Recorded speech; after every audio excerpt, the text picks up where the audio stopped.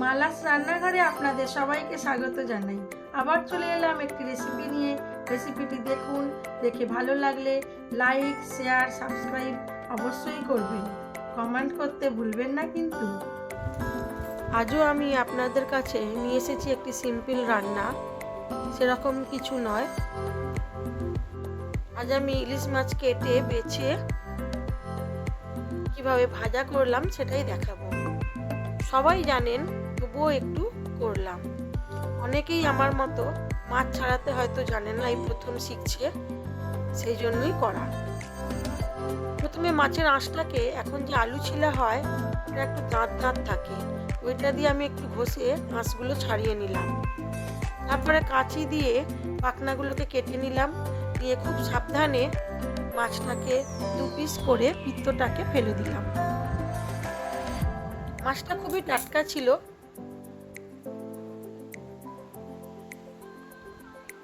আর মাছের ভেতরে অনেক ডিমও হয়েছিল, তাই খুব সাবধানে আমাকে মাছটা কাটতে হয়েছিল। মাছ কাটাটা হয়তো অনেকেই জানেন, কিন্তু আমি আগে জানতাম না, এখন জেনেছি, তাই মনে হলো হয়তো কারো কখনো উপকারে লাগবে, তাই জন্যই মাছ কাটাটা দেখালাম।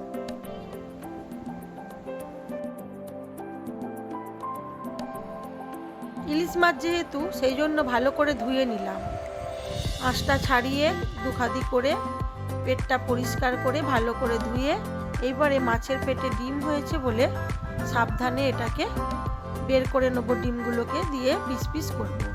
মাছগুলো খুব একটা বড় নয়, 300-400 করে হবে, তবে খুব টাটকা, আমাদের এই রূপনারায়ণ নদীর মাছ। এবারে আমি মাছগুলোকে আবার হালকা করে ধুয়ে নিয়েছি, নিয়ে নুন আর হলুদ গুঁড়ো মিশিয়ে দেবো, দিয়ে 10 থেকে 15 মিনিট রেস্টে রাখবো।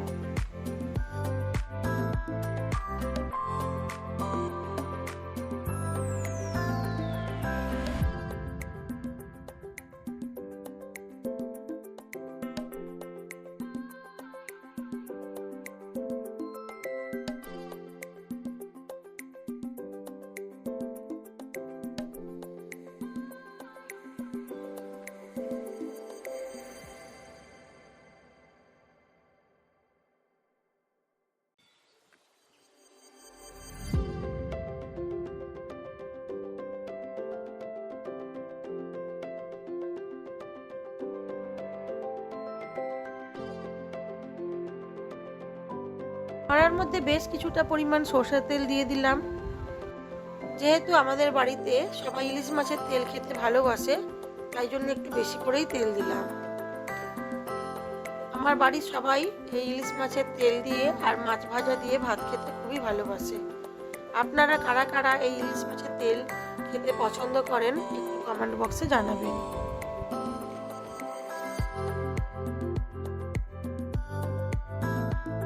এটা খুব ভালো করে গরম হয়ে গেছে, দিয়ে দিলাম হলুদ আর নুন মাখানো মাছগুলো।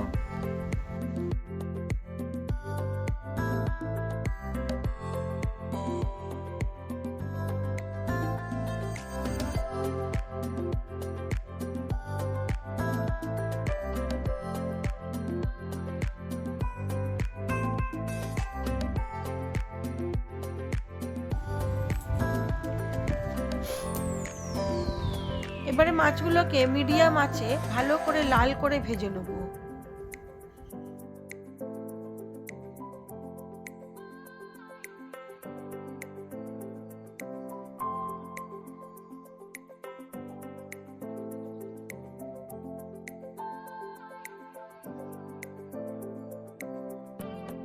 কিছুটা মাছ আমার ভাজা হয়ে গেছে, বাকি মাছগুলোও একই প্রসেসে ভেজে নেব।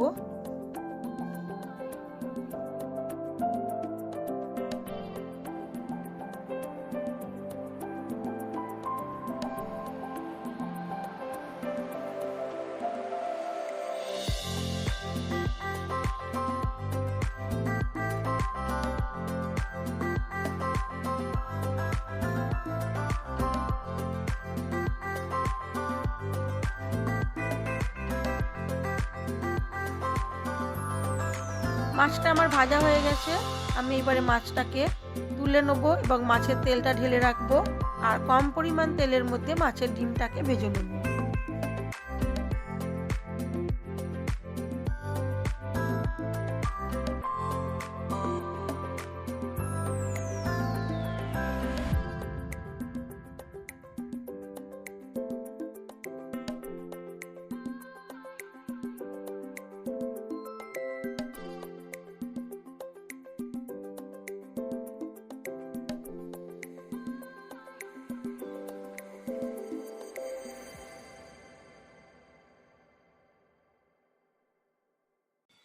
মাছগুলো আমার ভাজা হয়ে গেছে, মাছের তেলটাও রেখে দিয়েছি।